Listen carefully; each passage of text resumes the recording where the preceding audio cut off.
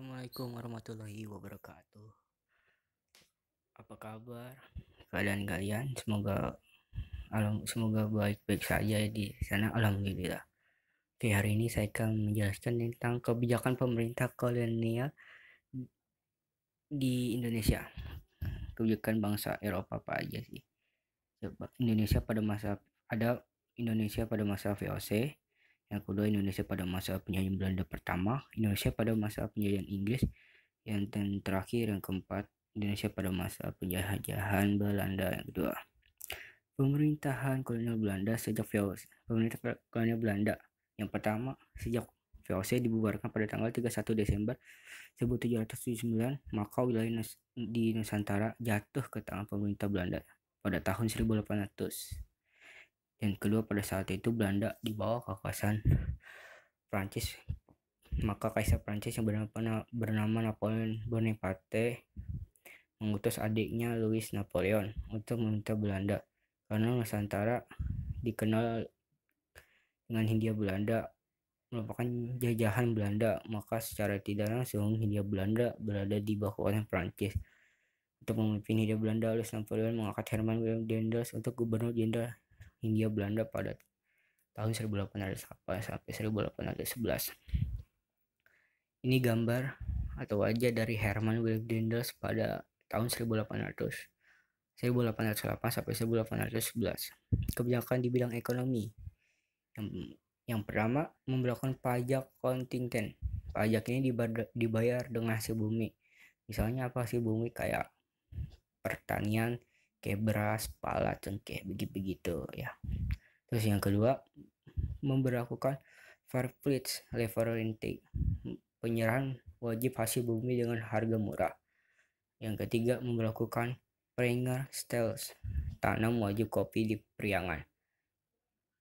Priangan di mana? Di Kota Bandung. Yang keempat, menjual tanah negara kepada pihak swasta. Yang kelima, mengeluarkan uang kertas. Yang keenam, melakukan monopoli beras. Kebijakan di bidang politik, membagi Pulau Jawa menjadi 9 wilayah prefektur, mengangkat para bupati sebagai pegawai pemerintah kolonial dan mendapat gaji. Yang ketiga, membangun kantor pengadilan. Kebijakan di bidang militer, membangun Jalan Raya Anyer Panarukan sepanjang 1000 km atau disebut juga Jalan Raya Pos. Yang kedua, membangun pabrik senjata. Yang ketiga, membangun pangkalan angkatan laut di Merak dan Ujung Kulon. Yang keempat, memperbanyak prajurit. Yang kelima, membangun benteng pertahanan.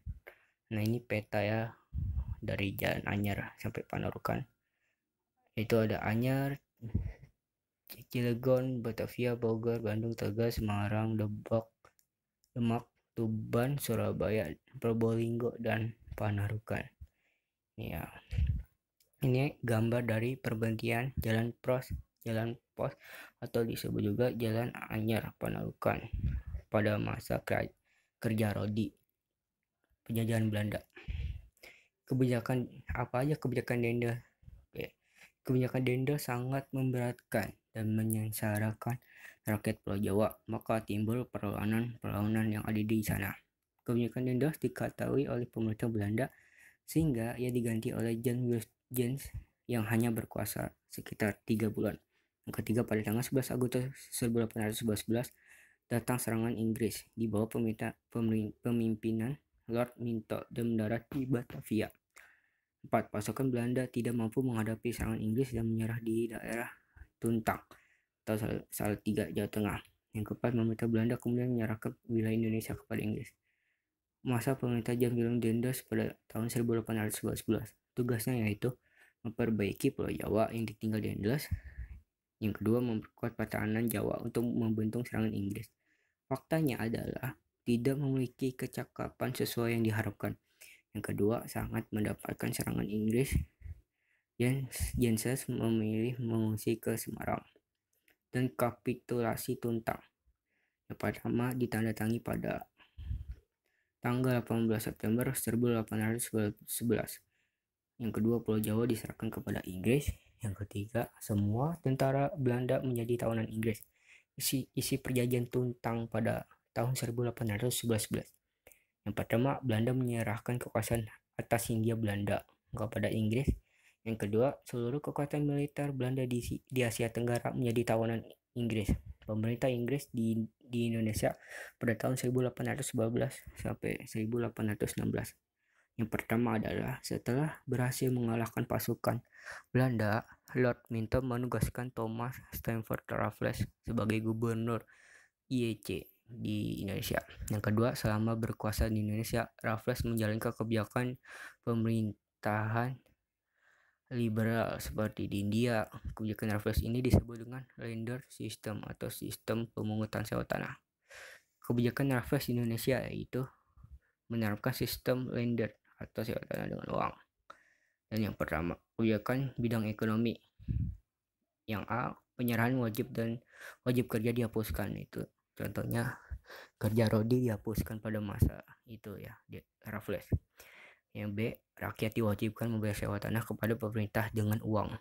Yang kedua, kebijakan bidang sosial. Yang A, menghapus penjualan budak, menghapus kerja rodi.